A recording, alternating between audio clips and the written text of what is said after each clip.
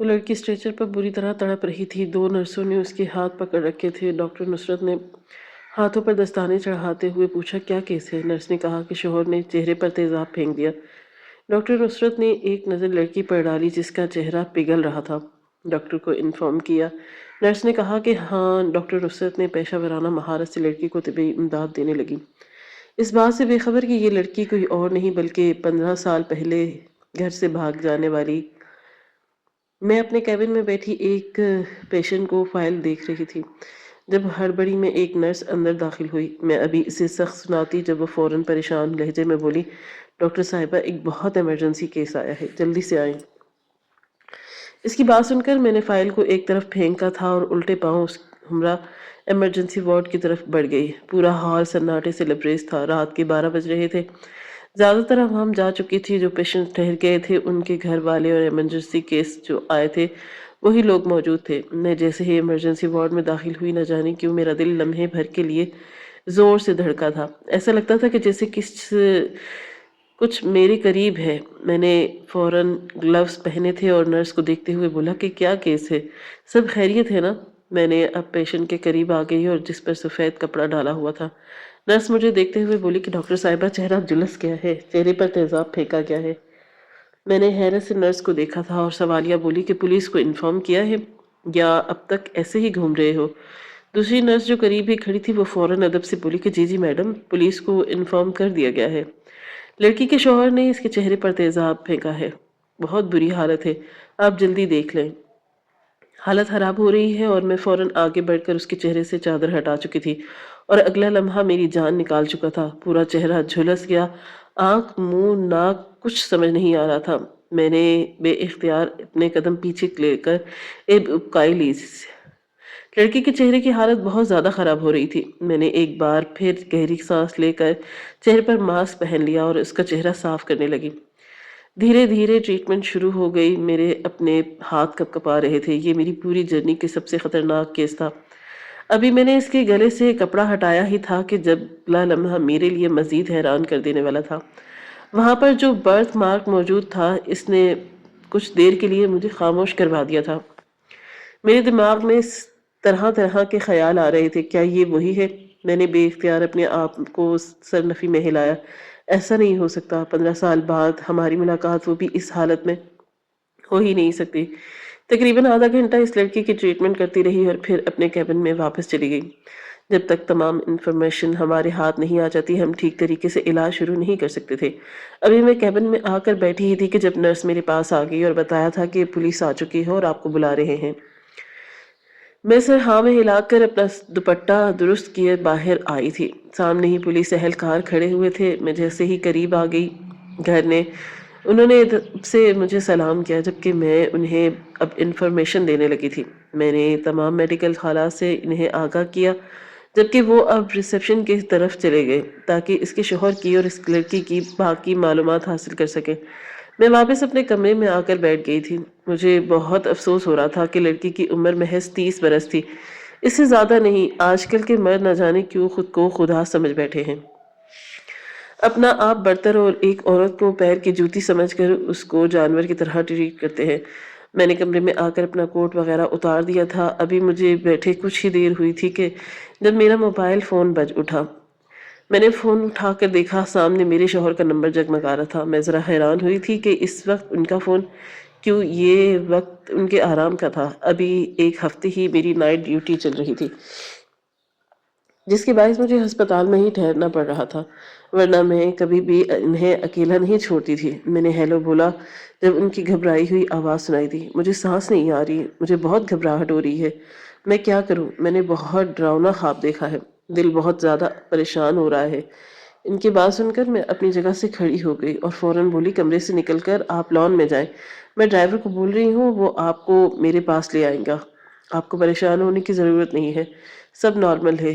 وہ میری بات سن کر بولے طبیعت بہتر ہے لیکن عجیب سا ڈر لگ رہا ہے، مجھے بہت گھبراہٹ ہو رہی ہے، کیا تم میرے پاس نہیں آ سکتی؟ ان کی بات سن کر میں نے گھڑی کی طرف دیکھا تھا اور بے چارگی سے بولی ابھی ممکن نہیں ہے، یہ میری ڈیوٹی کا ٹائم ہے اور میں نہیں آ سکتی۔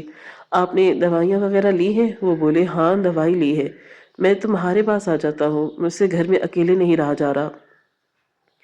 میرے شوہر بہت ہی باشعور یونیورسٹی کے پروفیسر تھے، مگر اکثر ان کی ایسی حالت ہو جاتی تھی اور اس وقت ان کے پاس میرا ہونا بے حد ضروری ہوتا تھا۔ میں نے ان کی کال کاٹ کر ڈرائیور کو کال ملائی۔ اس نے پہلی بیل پر ہی میری کال ریسیو کر لی تھی۔ میں نے اسے تمام صورتحال سے آگاہ کیا تھا اور موبائل فون بند کر دیا۔ میرا دل دماغ بالکل کام نہیں کر رہا تھا۔ آخر میرے شوہر کو ایسے عجیب خواب کیوں آتے ہیں جس میں وہ اتنا ڈر جاتے ہیں کہ سانس لینے میں بھی دشواری ہو جاتی ہے؟ میں ابھی یہی سب سوچ رہی تھی کہ جب نرس نے آ کر مجھے اطلاع دی کہ اس لڑکی کو شوہر ریسیپشن پر کھڑے ہو کر دنگل کر رہا ہے۔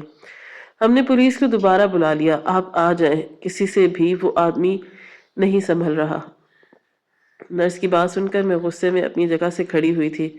مجھے ایسے لوگ زہر سے برے لگتے تھے جو ایسی حرکتیں کرتے تھے، غلط ہونے کے باوجود خود کو پارسا سمجھتے تھے۔ میں باہر آئی تو میری سوچنے کے بالکل ٹھیک مطابق اس لڑکی سے عمر میں کچھ ہی سال بڑا مرد کھڑا ریسیپشن پر چیخ رہا تھا کہ میری بیوی کی معلومات دو اور ہمیں چھٹی دو، میں یہاں نہیں اپنی بیوی کو چھوڑوں گا۔ اس کی بات سن کر مجھے طیش آ گیا۔ میں غصے میں اس کی طرف بڑھی تھی اور چیخ کر بولی، کیا چاہتے ہو تم یہاں پر؟ تمہیں زنجیروں سے باندھ کر ہم ایک طرف بٹھا دیں؟ پاگل ہو تم؟ اس طرح تماشا لگا رہے ہو؟ یہاں تمہیں معلوم ہے تمہاری بیوی کے ساتھ کیا ہو چکا ہے؟ زندگی اور موت کے منہ میں پہنچ چکی ہے اور تم اب بھی تماشا لگا رہے ہو؟ آنے دو پولیس کو، تمہارا بندوبست تو میں ابھی کرواتی ہوں۔ میری بات سن کر وہ فوراً بولا، دیکھیں ڈاکٹرنی صاحبہ، آپ ہوں گی اپنے لیے پڑھی لکھی، میری نظر میں آپ جیسی عورتوں کی کوئی حیثیت نہیں ہے جو مردوں کے ساتھ بیٹھ کر کام کرتی ہیں اور اتنی رات تک ہسپتال میں رہتی ہیں۔ میں آپ جیسی عورتوں کے منہ بھی نہیں لگنا چاہتا۔ وہ مزید کچھ کہتا اس سے پہلے ہی میرا ہاتھ اٹھا تھا اور ایک زوردار تھپڑ میں نے اس کے منہ پر رسید کیا، جس کی تاب نہ لاتے ہوئے وہ بے اختیار 2 قدم پیچھے ہوا۔ میں اسے دیکھتے ہوئے بولی، آنے دو پولیس کو، اگر تمہارا دماغ میں نے درست نہیں کروایا، میرا نام ڈاکٹر نصرت نہیں۔ تم کیا سمجھتے ہو تم کچھ بھی ایک ڈاکٹر کو بول دو گے اور وہ سن لے گی؟ تم نے ایک بہت بڑا جرم کیا ہے جس کی معافی تمہیں کسی بھی قیمت پر نہیں ملے گی۔ تم نے ایک عورت کو مارنے کی کوشش کی ہے، قتل کیا ہے، تمہاری وجہ سے وہ اب کبھی سر اٹھا کر جی نہیں پائے گی۔ تمہیں معلوم ہے تم نے ایک عورت نہیں، ایک انسانیت کا قتل کیا ہے۔ میں مزید کچھ کہتی اسی پر پولیس اہلکار آ گئے۔ انہوں نے فوراً اس آدمی کو گرفتار کر لیا۔ ایس ایچ او صاحب مجھے دیکھتے ہوئے بولے، میڈم آپ پریشان نہ ہو اور نہ ہی اس کی باتوں کا برا مانیے، ایسے لوگوں کا علاج حوالات میں ہی ہوتا ہے۔ جب ہم ان کی خاطر تواضع کریں گے اس کا دماغ بھی درست ہو جائے گا اور یہ اپنی غلطی پر نادم بھی ہوگا۔ یہ سمجھ رہا ہے اس نے بہت اعلیٰ درجے کا کام کیا ہے۔ اس کے منہ پر جب ہم تیزاب پھینکیں گے تب اس کو احساس ہوگا اس نے کتنا بڑا گناہ کیا ہے۔ اس کی بات سن کر مجھے راحت ملی تھی کہ آج بھی کچھ ایسے پولیس افسران موجود ہیں جو عورتوں کا ساتھ دیتے ہیں، اور وہ چیخنے چلانے لگا، مگر اسے اب وہ گھسیٹتے ہوئے باہر کی طرف لے جانا شروع کر دیا۔ میں واپس اپنے کیبن میں جانے لگی جب ایک نرس نے مجھے مین انٹرنس کی طرف اشارہ کیا۔ میں نے پلٹ کر دیکھا، وہاں میرے شوہر کھڑے تھے اور وہ اس مجرم کو دیکھ رہے تھے جسے پولیس افسران کھینچ کر لے جا رہے تھے۔ میں فوراً ان کی طرف بڑھی اور ان کا ہاتھ تھام کر بولی کہ کیا بات ہے، اب طبیعت کیسی ہے؟ میری آواز سن کر وہ ہوش میں آ گئے تھے اور مجھے دیکھتے ہوئے بولے کہ یہ ندیم ہے کیا؟ میں نے بے اختیار اس طرف دیکھا تھا اور سر نفی میں ہلایا، جبکہ وہ مجھے دیکھتے ہوئے بولے، نصرت یہ ندیم ہی ہے، تم غور سے دیکھو اس کے چہرے پر، اب داڑھی آ چکی ہے اور قد وغیرہ بڑھا ہوا ہے۔ میں نے غور کیا مگر اس کے باوجود میں اس آدمی کو پہچان نہیں پائی تھی۔ میرے شوہر مزید بولے، یہ یہاں کیا کر رہا ہے اور اسے پولیس والے ایسے پکڑ کر کیوں لے کے جا رہے ہیں؟ اپنے شوہر کی بات سن کر میں نرمی سے بولی، آپ ان باتوں پر دھیان نہیں دیں، وہ ندیم نہیں ہے، اگر وہ ندیم ہوتا میں اس کی شکل دیکھ کر ہی پہچان جاتی، اندھیرے کنویں میں بھی اس انسان کو پہچان سکتی ہوں جس نے ہمارے گھر کو برباد کیا تھا۔ میری بات سن کر میرے شوہر بولے، شاید میرا وہم ہوگا، ویسے اسے لے کر کیوں جا رہے ہیں؟ میں سر جھٹک کر بولی، مردانگی دکھانے کے چکر میں۔ اس آدمی نے اپنی عورت کے چہرے پر تیزاب پھینکا اور مجھے بھی الٹی سیدھی باتیں کر رہا تھا۔ اب پولیس اس کا دماغ درست کرے گی۔ لڑکی کا پورا چہرہ جھلس گیا ہے، کچھ بھی چہرے پر نہیں بچا۔ اب بھی بہت مشکل ہے کہ وہ بچ پائے، حالات بہت ناساز ہیں۔ خیر آپ بتاؤ آپ کی طبیعت کیسی ہے؟ یہ سب یہاں چلتا رہتا ہے۔ میری بات سن کر وہ کیبن کی طرف بڑھے اور بولے کہ میں نے آج خواب میں سائرہ کو دیکھا تھا۔ بہت پریشان ایک دم میری آنکھ کھل گئی اور پھر جسم کپکپانے لگا، سانس لینے میں دشواری ہونے لگی اور میں نے تمہیں فون کر دیا۔ ابھی راستے میں ہوا لگنے کے باعث طبیعت کو بھی کافی بحال ہوئی ہے۔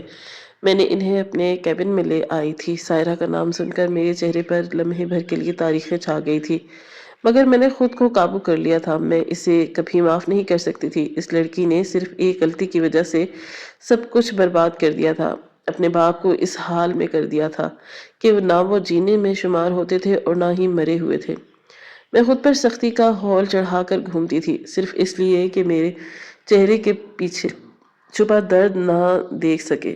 15 سال کے کوئی معمولی وقفہ نہیں ہوتا۔ اس 15 سال میں میرے اور میرے شوہر کی تمام خوشیاں چھین لی گئی تھیں۔ اندر لا کر میں نے ان کا بلڈ پریشر وغیرہ چیک کیا اور انہیں ٹھنڈا پانی دیا، جس کے باعث اب وہ کافی بہتر محسوس کر رہے تھے۔ میں نے انہیں گھر جانے کی ہدایت کی تھی، مگر ان کا کہنا تھا کہ میں اب تمہارے پاس ہی رہنا چاہتا ہوں۔ مجھے گھر میں اکیلے وحشت ہو رہی ہے۔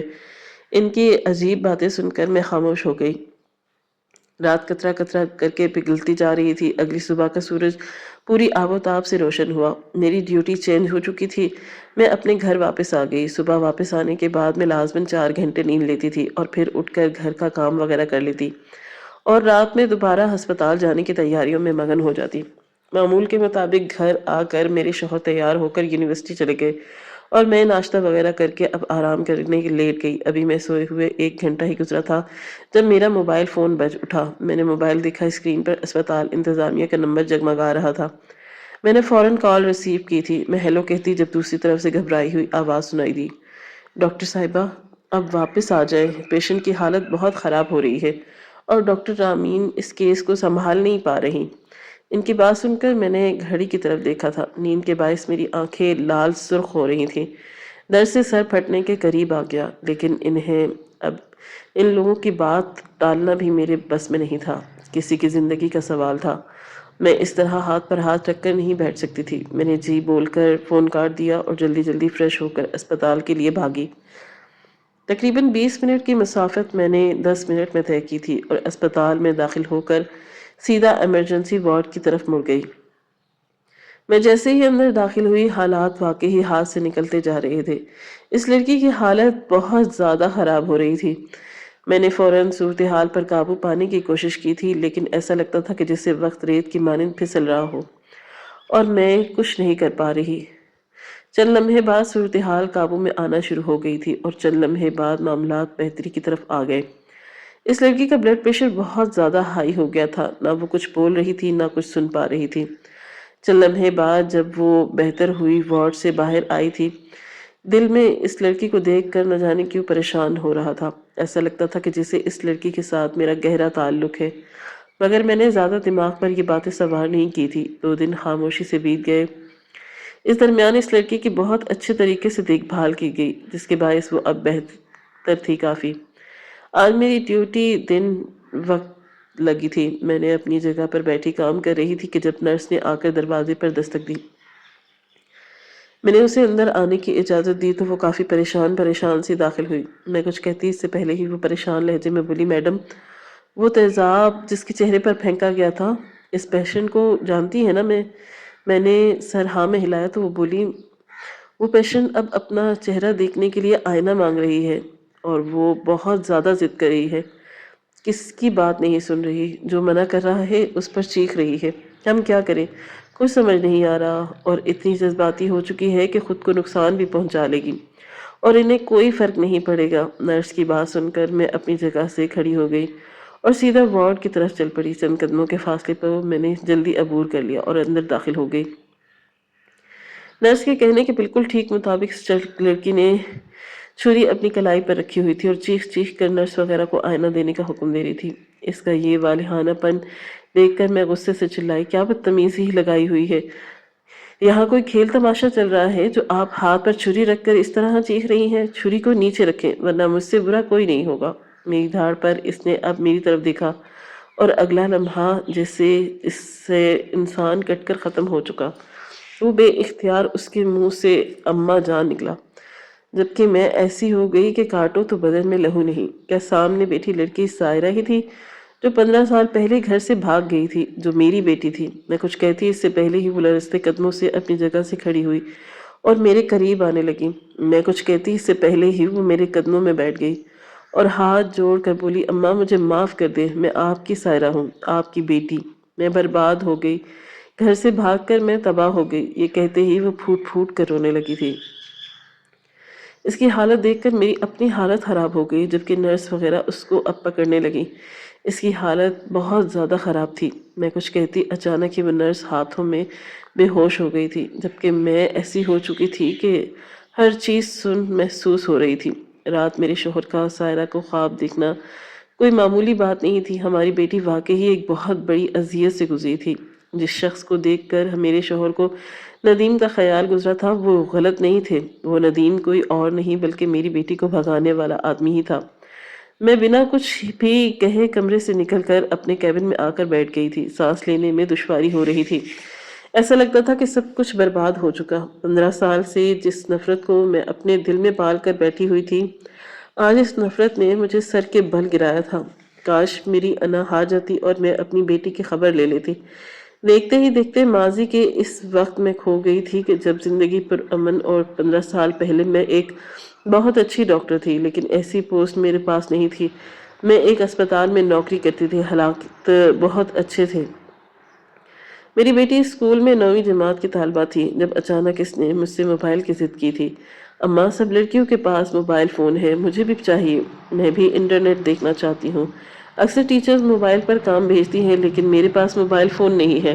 آپ میری بات سمجھنے کی کوشش کریں۔ پہلے پہل میں نے اس کو سختی سے منع کر دیا۔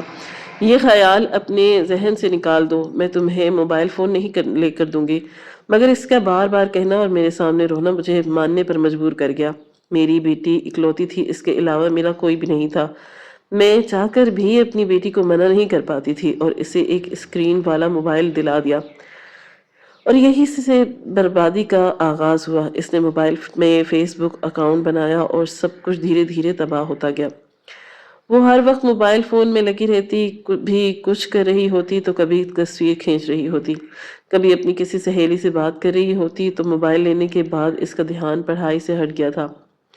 میں اکثر اس پر غصہ کرتی تھی۔ اس کے بابا بھی اس کو بیٹھ کر سمجھاتے تھے کہ بیٹا یہ تمہارا بہت قیمتی وقت ہے، اگر 9ویں جماعت میں تمہارے نمبر اچھے نہیں آئے 10ویں میں تمہارا خود اعتماد ختم ہو جائے گا، لیکن اسے ہماری بات فضول لگتی تھی۔ اس کی نظر میں ہم سب بیکار تھے اور ایک وہی تھی جس کے پاس عقل اور دماغ تھا۔ ہر چھوٹی بات پر چڑچڑاپن، کھانا چھوڑ دینا، کبھی کبھی غصے میں کمرے سے باہر نہیں آنا۔ میں نے اپنے شوہر کو منع کر دیا کہ آپ اس کو کچھ نہ بولیں، یہ ہمارے ہاتھ سے نکل چکی ہے، فی الحال جو چل رہا ہے چلنے دیں، اور یہی میری زندگی کی سب سے بڑی غلطی ثابت ہوئی۔ اس کی دوستی ایک ندیم نامی لڑکے سے فیس بک پر ہوئی۔ دن رات اس سے بات چیت کرتا، اس کے خیالوں میں گم رہتا، یہ اس نے اپنا معمول بنا لیا تھا۔ میں اس کی اس بات سے بہت ناراض رہنے لگی تھی۔ پہلے پہل میں نے اس کو بیٹھ کر خوب سمجھایا، بیٹا ابھی تمہاری عمر ہی ان باتوں کی نہیں ہے، تمہیں ایک اچھی ڈاکٹر بننا ہے۔ مگر اب اس کے خیالات بدل گئے تھے۔ اس کا کہنا تھا کہ وہ شادی کرے گی۔ مجھے میری بیٹی کی باتیں سمجھ ہی نہیں آتی تھی کہ اس سے ہوا کیا ہے، اتنا دماغ خراب کیسے ہوا۔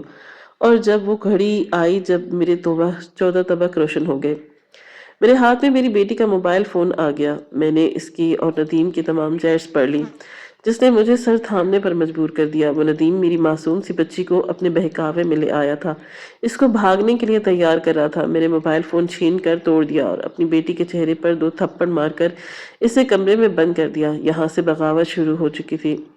رات 3 بجے مجھے اچانک کھٹکے کی آواز آئی۔ مجھے لگا کہ کوئی جانور ہوگا، لیکن کوئی جانور نہیں بلکہ انسانی نما درندہ میرے گھر کے اندر آیا تھا اور میری پھول سی بچی کو اپنے ساتھ لے کر چلا گیا تھا۔ صبح سویرے جب میں اسے اسکول کے لیے جگانے کمرے میں گئی تو سامنے میز پر ایک خط رکھا تھا، میری بیٹی کے کمرے، اس کا سامان، میرا زیور، گھر کے اندر موجود پیسہ کچھ بھی نہیں تھا۔ میں نے جب خط کھول کر دیکھا، ایسا لگتا تھا کہ جیسے پوری دنیا سائیں سائیں کر رہی ہو۔ خط میں لکھا تھا کہ امی بابا، میں جانتی ہوں کہ جب آپ کو یہ خط ملے گا آپ لوگ مجھ سے بہت ناراض ہو جائیں گے، لیکن میں ندیم کے بغیر نہیں رہ سکتی۔ اگر میں آپ لوگوں کے پاس رہوں گی آپ لوگ مجھے ندیم سے دور رکھیں گے۔ وہ میری پہلی اور آخری محبت ہے، اور ان کے علاوہ میں کسی اور کو اپنی زندگی میں شامل کرنے کے بارے میں تصور بھی نہیں کر سکتی۔ اس لیے بہتر ہوگا کہ مجھے میری زندگی میں خوش رہنے دیں۔ اور ہاں، اگر آپ کا دل مجھ سے اور میرے شوہر سے صاف ہو جائے تو آپ نیچے دیے گئے نمبر پر رابطہ کر لینا، یہ لوگ آپ کو ہم تک پہنچا دیں گے۔ میں نے خاموشی سے وہ خط پڑھا تھا اور وہیں بیٹھی تھی اور کافی دیر میں سن رہی، اور پھر اچانک میں نے اس خط کو ٹکڑے ٹکڑے کر دیا۔ اس اولاد کو میں نے اپنے نازوں سے پالا، اس کی ہر خواہش کو پورا کیا، وہ میرے ساتھ ایسا کیسے کر سکتی تھی؟ میں نے کبھی خواب میں بھی تصور نہیں کیا تھا۔ میں ہزاروں قطار رونے لگی تھی، اتنی شدت سے روئی تھی کہ میرے شوہر سوتے ہوئے جاگ کر میرے پاس آئے تھے۔ میں نے ان کو تمام تر صورتحال سے آگاہ کیا تو وہ مجھ پر غصہ کرنے لگے کہ تم نے اس کاغذ کو کیوں پھاڑا ہے؟ ہم ابھی کے ابھی اس نمبر پر رابطہ کرتے اور اس بہانے اس کے پاس جاتے۔ تم پاگل ہو گئی ہو۔ لیکن میں نے اپنے شوہر کو منع کر دیا تھا کہ قطعاً کوئی ضرورت نہیں ہے۔ جب ہماری اولاد کو ہماری فکر نہیں تو پھر ہم کیوں اس کے پاگل بنے؟ اس نے ہماری عزت کو دو کوڑی کا کر کے رکھ دیا۔ اس کو اتنا سمجھ آ چکا ہے کہ گھر سے زیور اور پیسہ لے کے بھاگنا ہے، یعنی اس کے پاس واقعی بہت دماغ ہے۔ بہتر ہوگا کہ ہم اس سے اب صاف فاصلہ ہی رکھیں۔ میرے شوہر مجھے بیٹھ کر سمجھانے لگے تو میں اپنے ڈاکٹر ہوں، میں ایک پروفیسر ہوں، ہم دونوں باشعور مرد اور عورت ہیں۔ اگر ہم اپنی اولاد کی تکلیف اور اس کا بے وقوفانہ پن نہیں سمجھیں گے تو پھر کون سمجھے گا؟ مگر میں نے اپنے شوہر کو منع کر دیا تھا، اگر آپ کو مجھ سے تعلق رکھنا ہے تو آپ سائرہ سے کوئی تعلق نہیں رکھیں گے، اور نہ ہی ہم اس کے پاس کبھی لوٹ کر جائیں گے۔ میں نے ان سے قسم اٹھوا لی تھی اور مجبوراً وہ بھی راضی ہو گئے۔ کہیں نہ کہیں وہ بھی اس سے خفا تھے، اس لیے انہوں نے مجھے زیادہ فورس نہیں کیا۔ ندیم کی عمر تقریباً اس وقت 20 سال تھی، میری بچی صرف 15 سال کی تھی۔ یہ ظلم تھا، لیکن اکثر ماں باپ کو ایسے ظلم کے گھونٹ پینے پڑتے ہیں۔ وقت کی رفتار دھیرے دھیرے آگے بڑھتی جا رہی تھی۔ تقریباً 1.5 سال بعد مجھے اطلاع ملی میری بیٹی اچھے حالات میں نہیں ہے اور مجھ سے رابطہ کرنا چاہ رہی ہے، مگر میں نے کوئی رسپانس نہیں دیا۔ میں ایسی لڑکی سے کوئی رابطہ نہیں رکھتی جس نے اپنے ماں اور باپ کی عزت کو دو کوڑی کر رکھ دیا۔ پورے خاندان میں ہمارے نام پر تھو تھو ہوتی تھی۔ اتنے پڑھے لکھے ہونے کے باوجود ہم نے اپنی اولاد کی یہ تربیت کی۔ لوگوں کے جملے میرا کلیجہ چیر دیتے تھے، لیکن میں کیا کرتی؟ میں بھی حالات سے مجبور تھی۔ وقت کی رفتار نہ تھمی اور نہ تھم پائی۔ 2 سال مزید بیت گئے۔ کبھی کبھی مجھے بھی میری بیٹی کی تڑپ ہوتی تھی، لیکن میں نے خود پر اس قدر سختی کا خول چڑھایا تھا کہ مجھے کوئی فرق نہیں پڑتا تھا۔ لیکن اچانک میرے شوہر کو ہارٹ اٹیک ہو گیا۔ ہماری صرف ایک اولاد تھی، اور جب ایک اولاد ہوتی ہے تو ماں باپ کہیں نہ کہیں بے بس ہو جاتے ہیں۔ میرے شوہر کی حالت کی ذمہ دار میری بیٹی تھی۔ ICU روم میں جاتے ہوئے انہوں نے مجھ سے درخواست کی تھی کہ تم کسی بھی طرح سائرہ سے رابطہ کرو اور اسے بلاؤ، میں اسے دیکھنا چاہتا ہوں۔ بہت ہو گیا، وہ میری معصوم بچی ہے۔ ویسے بھی اس کے لیے صحیح خبریں نہیں مل رہی۔ اپنے شوہر کی بات سن کر میں نے ندیم کے گھر والوں سے رابطہ کیا، اور جب ان کی طرف سے پیغام موصول ہوا میں دنگ رہ گئی۔ سائرہ نے بولا تھا کہ جب 1.5 سال بعد میں نے آپ سے خود رابطہ کیا تھا کہ میرے حالات ٹھیک نہیں ہیں، میں آپ سے اور بابا سے ملنا چاہتی ہوں، تو تب آپ لوگوں کی کوئی فرق نہیں پڑا۔ تب آپ نے کہہ دیا تھا کہ میں مر جاؤں، تب بھی آپ کو کوئی فرق نہیں پڑتا، تو اب مجھے بھی کوئی فرق نہیں پڑ رہا۔ جس حال میں ہے وہ اس حال میں ہی رہے۔ میری طرف دھیان دینے کی کسی کو بھی ضرورت نہیں ہے۔ میں اپنے شوہر اور اپنے سسرال کے ساتھ خوش ہوں۔ اپنی بیٹی کے یہ الفاظ میرے کلیجہ چیر گئے تھے۔ اس لمحے میں جائے نماز پر بیٹھ کر خوب روئی اور اللہ سے خوب شکوے کیے کہ اے مالک، تو نے مجھے اولاد کی آزمائش سے کیوں نوازا؟ میں نے کبھی کسی کے ساتھ برا نہیں کیا، ہمیشہ ہر ایک کے ساتھ صلح رحمی کی، ہر کسی کی مدد کی، بنا پیسوں کا علاج لوگوں کے کام آئی۔ پھر میرے ساتھ ایسا کیوں؟ آخر میری اس میں کیا غلطی ہے؟ لیکن میرے پاس کوئی جواب نہیں تھا۔ واقعی ہاتھ خالی رہ گئی، اور اب بھی خالی ہاتھ رہ گئے۔ میرے شوہر کو جب ہوش آیا انہوں نے محض سائرہ کی پوچھا، اور میرے پاس کوئی جواب موجود نہیں تھا۔ میرے مایوس چہرے کو دیکھ کر شاید وہ سمجھ گئے تھے۔ انہوں نے دوبارہ مجھ سے کچھ نہیں بولا، لیکن اب وہ بیمار رہنے لگے تھے۔ اتنی کم عمری میں ہارٹ اٹیک آنا بہت ہی دکھ کی بات تھی۔ وقت کی رفتار نہ تھمی اور نہ تھم پائے گی۔ زندگی اچانک مشکل ہو گئی تھی، چھوٹی چھوٹی چیزوں کو لے کر میرے شوہر گھبرانے لگے تھے، ڈرنے لگے تھے، اکثر راتوں کو اٹھ کر بیٹھ جاتے تھے اور زاروں قطار روتے تھے۔ میں نے خود کو بہت مضبوط بنا لیا تھا، میں نے طے کر لیا تھا کہ اب کبھی بھی اپنی بیٹی کی طرف مڑ کر نہیں دیکھوں گی۔ میں جھک گئی تھی، اس کی طرف ہاتھ بڑھایا تھا، اسے معاف کرنے کی کوشش کی تھی، لیکن جب اس نے اپنے باپ کے لیے ایسے الفاظ عطا کیے، میرے دل سے وہ اتر گئی تھی۔ وقت اور تیزی سے گزرا تھا، دن ہفتوں میں، ہفتے مہینوں اور مہینے سال میں بدل ہو گئے، اور آج پورے 15 سال بعد میری بیٹی کا سامنا مجھ سے ہوا تھا، لیکن جس حال میں ہوا وہ تھی، اس نے میرے رونگٹے کھڑے کر دیے۔ چہرہ جھلسا ہوا، کمزور بدن، میری بیٹی کس حال میں تھی مجھے یقین نہیں آ رہا تھا۔ میں کافی دیر سن ہو کر کھڑی رہی اور پھر میں نے اپنے آپ کو سنبھالا تھا۔ ندیم نے میری اولاد کا یہ حال کیا تھا، میرے چہرے کے زاویے کئی حد تک تبدیل ہو گئے۔ میں نے اپنا فون اٹھایا اور ایس ایچ او کو فون ملایا۔ پہلی بیل پر ہی انہوں نے کال ریسیو کی تھی، اور کچھ کہتے اس سے پہلے ہی میں دھاڑ کر بولی، آپ لوگ اس آدمی کو بہت بری طرح ختم کر دیں گے۔ جو لڑکی اس کی وجہ سے تکلیف میں ہے وہ میری بیٹی ہے۔ 15 سال پہلے اس لڑکے نے میری بیٹی کو بھگایا تھا اور آج اس کو اس حال میں پہنچا دیا۔ میں اس کے خلاف قانونی کارروائی کرنا چاہتی ہوں۔ میری بات سن کر ایس ایچ او صاحب بولے، وہ ہمیں رشوت دینا چاہ رہا تھا میڈم، لیکن ہم نے ایسا کچھ نہیں کیا، آپ بے فکر رہیں، اس کا ریمانڈ اچھے طریقے سے لیا جائے گا، ساری باتیں اس سے نکلوا کر رہیں گے۔ آپ کی بیٹی کو اس نے ورغلایا اور 15 سال سے اپنے پاس قید رکھا ہوا تھا۔ آپ کو معلوم ہے آپ کی بیٹی سے اس کا نکاح نہیں ہوا، بلکہ یہ آپ کی بیٹی سے دھندا کرواتا تھا، مارتا تھا، تب اس نے اپنے منہ سے تمام سچ اگلا ہے۔ آپ کی بیٹی نے اس دفعہ دھندا کرنے سے منع کر دیا تھا، اس کا کہنا تھا کہ وہ اب یہ مزید کام نہیں کرے گی، اس کی اب بس ہو چکی ہے اور وہ بیمار رہنے لگی ہے، اس کی حالت ایسی نہیں ہے کہ وہ مزید اس کام کو بڑھا دے، اور اسی بات کو لے کر اس نے اس پر اتنا تشدد کیا اور اس کا چہرہ بگاڑ دیا تھا کہ اگر تیرا یہ چہرہ ہی نہیں رہے گا پھر تیرے سارے عاشق کون بنے گا۔ ہم سمجھتے تھے کہ یہ کوئی عام لڑکی ہے، مگر ہمیں بالکل اندازہ نہیں تھا کہ یہ آپ کی بیٹی ہے۔ میڈم آپ بے فکر رہیں کہ اس کے ساتھ تو اب بہت برا ہونے والا ہے۔ اس نے پورا بیان ہمیں ریکارڈ کروا دیا ہے۔ میرے ہاتھ سے موبائل فون چھوٹ گیا، میری انا نے سب کچھ برباد کر دیا تھا۔ میں وہیں زمین پر بیٹھ گئی تھی اور اپنے بالوں کو جکڑ کر چیخ چیخ کر رونے لگی۔ میری بیٹی 15 سال سے اس تکلیف میں تھی، یعنی جب میں نے اس کے باپ کی تکلیف کا بتایا تو وہ الفاظ میری بیٹی کے نہیں بلکہ اس درندے کے ہی تھے۔ کافی دیر تک میں چلا چلا کر روتی رہی۔ اسٹاف ممبر کمرے کے اندر آ گئے، لیکن میری حالت کو دیکھتے ہوئے کسی نے بھی مجھے آگے بڑھ کر پکڑا نہیں تھا۔ یہ بات آگ کی مانند اسپتال میں پھیل گئی تھی۔ ڈاکٹر کی نصرت کی 15 سال پہلے بھاگی ہوئی بیٹی واپس اسی حال میں مل گئی۔ میری حالت تھوڑی سنبھلی تھی اور میں بے اختیار اس وارڈ کی طرف بھاگی تھی۔ میں اندر داخل ہوئی، میری بیٹی نیم مردہ حالت میں لیٹی ہوئی تھی، چہرہ جھلس چکا تھا، جسم کا کافی حصہ متاثر ہوا تھا۔ میں آگے بڑھ رہی تھی اور بنا کچھ بھی کہے اس سے گلے لگا کر پھوٹ پھوٹ کر رونے لگی۔ میری ایسی حالت دیکھ کر اس کا بھی رونا نکل گیا، وہ بھی رونے لگی۔ ہم دونوں کی حالت کسی بے جان شے کی مانند تھی۔ میری بیٹی روتے ہوئے بولی، امی مجھے معاف کر دے، مجھ سے بہت بڑی غلطی ہوئی ہے۔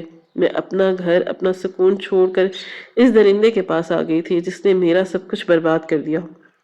امی کو میرا شوہر نہیں، وہ میں اس کی بیوی نہیں ہوں۔ اس نے مجھے 15 سال سے میں کئی دفعہ میں نے آپ سے رابطہ کرنے کی کوشش کی، لیکن وہ مجھے زنجیروں سے باندھ کر گھر میں قید رکھتا تھا۔ میں اس کی کمائی کا ذریعہ تھی امی۔ اس کی شادی ہو چکی تھی اور وہ پہلے ہی اپنے گھر میں خاندانی لڑکی لا چکا تھا۔ اس کے باوجود اس نے مجھے اپنے محبت کے جال میں پھنسایا اور اس حال میں پہنچا دیا۔ امی مجھے معاف کر دے، میں آپ کی گنہگار ہوں، بابا کی گنہگار ہوں۔ میں گھر سے بھاگی تھی اور دیکھے میرا انجام کیا ہوا، یہ کہہ کر وہ ہچکیوں سے رونے لگی۔ مجھے اب سمجھ آیا تھا کہ ٹریٹمنٹ کرتے ہوئے جو برتھ مارک میں نے دیکھا تھا وہ میری بیٹی کا ہی تھا۔ میں نے اس کے آنسو صاف کیے تھے اور اسے دیکھتے ہوئے بولی کہ نہیں میری جان، تم غلط نہیں ہو، غلط تمہاری ماں ہے جس نے تمہاری تکلیف نہیں سمجھی، ان الفاظوں کے پیچھے چھپا مطلب نہیں سمجھا جب تم نے اپنے باپ کی تکلیف پر بولے تھے۔ کاش میں اس وقت سمجھ جاتی کہ میری بیٹی اس حال میں نہیں ہے کہ اس کو اس درندے کے پاس چھوڑا جائے۔ میں تمہارے آگے ہاتھ جوڑ کر معافی مانگتی ہوں، لیکن میں تم سے وعدہ کرتی ہوں اس آدمی کو ایسی موت ماروں گی کہ وہ تڑپتا رہ جائے گا۔ میری بات سن کر وہ بولی کہ کوئی ضرورت نہیں ہے، مجھے کسی کو سزا نہیں دینی، لیکن مجھے اس کے پاس نہیں جانا امی، مجھے آپ اپنے آنچل میں چھپا لیں، میں آپ کے پاس رہ کر گھٹ گھٹ کر بھی جینا پسند کر لوں گی، لیکن میں اس کے پاس نہیں جاؤں گی۔ یہ کہہ کر وہ ایک بار پھر رونے لگی۔ مجھے سمجھ نہیں آ رہا تھا کہ میں اپنی بیٹی کو کیسے سنبھالوں۔ فی الحال میں نے اسے بہت مشکل سے سمجھایا تھا، نیند کا انجیکشن دے کر اسے گہری نیند سلا دیا تھا، اور اپنے شوہر کو فوراً فون کر کے رابطہ کیا اور اطلاع دی کہ ہماری سائرہ مل چکی ہے۔ میں نے انہیں یہ نہیں بتایا تھا، سمجھا دیا تھا تاکہ جب ان کے سامنے حقیقت آئے تو وہ ٹوٹ نہ جائیں۔ ایک باپ کے لیے اپنی اولاد کو اس حال میں دیکھنا آسان نہیں ہوتا۔ 3 گھنٹے بعد جب میرے شوہر اس وارڈ میں داخل ہو رہے تھے، ان کا حال بھی مجھ جیسا ہی تھا۔ وہ بھی اپنی بیٹی کو گلے لگا کر خوب روئے۔ آج میرے لیے اور میرے شوہر کے لیے بہت ہی برا دن ثابت ہوا۔ تقریباً اسپتال میں میری بیٹی 15 دن ایڈمٹ رہی اور پھر گھر آ گئی۔ میں نے گھر سے تمام شیشے غائب کروا دیے۔ فی الحال میں اسے کسی بھی طرح کا دکھ نہیں دینا چاہتی تھی۔ میں نے طے کر لیا تھا کہ میں اپنی بیٹی کی پلاسٹک سرجری کرواؤں گی اور اسے ایک NGO کھول کر دوں گی تاکہ وہ اپنی زندگی میں مصروف ہو جائے۔ گھر آ کر وہ بالکل خاموش ہو گئی تھی، ایسے لگتا تھا کہ جیسے میری اولاد کو اس ظالم نے زندہ لاش بنا دیا ہو۔ اس وقت میری اپنی حالت بھی ٹھیک نہیں تھی۔ اتنے سالوں بعد اپنی بیٹی کو اس حالت میں واپس پانا، پورے خاندان میں یہ بات آگ کی طرح پھیل گئی تھی۔ کچھ ہنس رہے تھے، کچھ ترس کھا رہے تھے، اور کچھ نے صاف بولا تھا کہ اس جیسی کو آپ نے گھر میں رکھا کیوں ہے؟ جو ہونا تھا ہونے دیں، بس باپ کے درد پر نہیں آئی تھی تو اب آپ لوگ کیوں جگا دے رہے ہیں؟ اس وقت میرے شوہر نے سب کا منہ توڑ جواب دیا، یہ ہمارا اور ہماری بیٹی کا معاملہ ہے، کوئی اس بات میں دخل نہیں دے گا۔ ہم کسی بھی حال میں رہیں اور اپنی بیٹی کو کسی بھی حال میں رکھیں۔ لوگوں کی باتیں میرا خون جلا دیتی تھی، مگر کیا کرتی؟ لوگوں کی باتوں کرنے کا موقع بھی تو میں نے ہی دیا تھا۔ وقت اور تیزی سے گزرا اور میری بیٹی آئینہ دیکھنے کے روز ضد کرتی تھی، اور اب میں مجبور ہو گئی تھی۔ پلاسٹک سرجری کا پورا انتظام ہو گیا تھا، اس لیے میں نے اپنی بیٹی کو آئینہ دکھا دیا۔ مجھے لگا کہ وہ آئینہ دیکھ کر خوب چیخے گی، روئے گی، مگر اس نے کچھ نہیں بولا، بس چپ چاپ اپنا چہرہ دیکھتی رہی۔ اور پھر جو الفاظ اس نے ادا کیے تھے اس نے میرے رونگٹے کھڑے کر دیے تھے۔ اس کا کہنا تھا، امی میں پلاسٹک سرجری نہیں کرواؤں گی، میں اس چہرے کے ساتھ خوش ہوں۔ میں نے وجہ پوچھی تو کہنے لگی کہ اس چہرے کی وجہ سے ہی ندیم میرے پیار میں پاگل ہوا تھا، اور پھر اس نے جو میرے ساتھ کیا اس چہرے کی بنیاد پر ہی ہوا۔ یہ چہرہ خراب ہو چکا ہے اور اب میں ایک بیکار لڑکی بن چکی ہوں، کوئی میری طرف نہیں دیکھے گا، اور یہی میرا سکون ہے۔ آپ میرے لیے NGO تیار کروائیں، میں اپنی جیسی بہت ساری لڑکیوں کا سہارا بننا چاہتی ہوں۔ میں نے اور میرے شوہر نے اس کو بہت سمجھایا لیکن وہ نہیں مانی۔ میں نے اپنی بیٹی کو NGO بنا کر دی جہاں پر اس جیسی بہت سی لڑکیاں تھیں جن کے چہرے خراب تھے، جو صحیح سے چل نہیں پاتی تھی، جن کو بولنا نہیں آتا تھا، کچھ سن نہیں پاتی تھی، اور کچھ ایسی تھیں جن کے گھر والوں نے انہیں اس لیے گھر سے نکال دیا کیونکہ ان کا ریپ ہوا تھا۔ میری بیٹی ان تمام عورتوں کا سہارا بنی تھی جو اس جیسی تھی۔ تقریباً 2 سال بعد میں نے اپنی بیٹی کی پلاسٹک سرجری کروائی تھی۔ اس کا چہرہ بالکل پہلے جیسا ہو چکا تھا، لیکن اس کا دل بالکل مر گیا۔ نہ وہ ہنستی تھی نہ مسکراتی، بس ہر وقت گمسم رہتی تھی۔ ندیم کو کافی بڑی سزا ہوئی تھی اور جرمانہ بھی عائد ہوا تھا۔ اس نے جو پیسے ادا کیے تھے میری بیٹی نے وہ تمام تر پیسے NGO میں لگا دیے تھے۔ میں نے اور میرے شوہر نے بھی اپنی نوکریوں سے بہت پیسہ کمایا تھا، اس لیے NGO چلانے میں بالکل مشکل نہیں ہوتی تھی۔ کافی فنڈ بھی ملا، میری بیٹی بس سب کام میں مگن رہی۔ میں نے اس کو بہت سمجھایا کہ تم شادی کر لو، لیکن اس کا کہنا تھا کہ میرے پاس سب کچھ نہیں ہے اپنے شوہر کو دینے کے لیے، نہ جذبات نہ ذہنی سکون، میں اب صرف لوگوں کے لیے اذیت ہوں۔ مگر کہتے ہیں نا کہ جب آپ راہ راست پر آ جائیں اللہ آپ کو ایک وقت تک تکلیف میں رکھے اور پھر اس تکلیف سے نجات دے، آپ پھر بھی اللہ کے بنائے ہوئے اصولوں کی پیروی کرتے رہیں، تب اللہ تعالیٰ آپ کو بہترین انعام سے نوازتا ہے ضرور۔ میری بیٹی کو ایک NGO چلانے والے آنر نے میری بیٹی نے اسے صاف انکار کر دیا اور اپنے اوپر گزری تمام تر حقیقت بتا دی۔ پہلے پہل وہ خاموش ہو گئے تھے، مگر پھر حیرانگی اس بات کی ہوئی کہ جب انہوں نے شادی کی بات ڈائریکٹ مجھ سے اور میرے شوہر سے کی، میری بیٹی کافی متاثر ہوئی تھی۔ سچائی جاننے کے باوجود انہوں نے کوئی رد عمل نہیں دیا تھا۔ میں نے اپنی بیٹی سے پوچھا تو وہ راضی ہو گئی تھی کہ وہ ایک ایسا ہی ہم سفر چاہتی ہے جو اس کو اسی بھی حال میں قبول کرے۔ شادی بہت سادگی سے ہوئی، لیکن اللہ کی کرنی ایسی ہوئی کہ اس انسان نے ولیمہ اتنے دھوم دھام سے کیا تھا کہ میری بیٹی کی آنکھیں بھر آئیں۔ وہ شخص میری بیٹی کو بہت خوش رکھتا۔ اللہ تعالیٰ نے انہیں تکلیفوں کے بعد اسے انعام کے طور پر سہیل صاحب کا ساتھ دیا۔ میں تمام سننے والوں کو یہی پیغام دینا چاہتی ہوں کہ آپ کی اولاد اگر نادانی میں کوئی غلطی کر بیٹھتی ہے تو آپ اس سے اتنا ناراض نہ ہوں کہ مڑ کر بھی نہ دیکھیں۔ آپ نے اس کو پیدا کیا ہے تو اس کی ذمہ داری بھی اٹھائیں۔ بے شک وہ بڑا ہو چکا ہے، سمجھدار ہو چکا ہے، لیکن آپ ماں باپ ہیں، آپ کا دل پتھر کا نہیں ہونا چاہیے، اور جو ماں باپ اپنے دل پتھر کے کر لیتے ہیں ان کی اولادیں سوائے تکلیف اور دکھ کے کچھ نہیں جھیلتی۔ اس لیے خدا را اپنی اولادوں کو سنبھالیں، ان پر نظر رکھیں، اور اگر وہ کسی غلط راہ کی طرف جا رہے ہیں تو انہیں سنبھال کر اپنے آنچل میں چھپا لیں، کیونکہ یہ دنیا بہت ظالم ہے۔ ناظرین، آپ کو آج کی کہانی کیسی لگی کامنٹ باکس میں اپنی رائے کا اظہار ضرور کریں۔ خواہش صرف اتنی ہے کہ کچھ الفاظ لکھو جس سے کوئی گمراہی کے راستے پر جاتے جاتے رک جائے، اور نہ بھی رکے تو سوچ میں ضرور پڑ جائے۔ دوستو، امید کرتی ہوں کہ آپ کو ہماری کہانی پسند آئی ہوگی۔ کہانی پسند آئی ہو تو ویڈیو کو لائک کریں، کامنٹ کریں اور شیئر کرنا نہ بھولیں۔ اور ہاں، اگر آپ اس چینل پر نئے ہیں تو ہمارے چینل کو سبسکرائب کریں اور بیل آئیکن کو ضرور دبائیں تاکہ ہر آنے والی ویڈیو سب سے پہلے آپ کو مل سکے۔ ملتے ہیں کل ایک نئی اور دلچسپ کہانی کے ساتھ۔ اللہ حافظ۔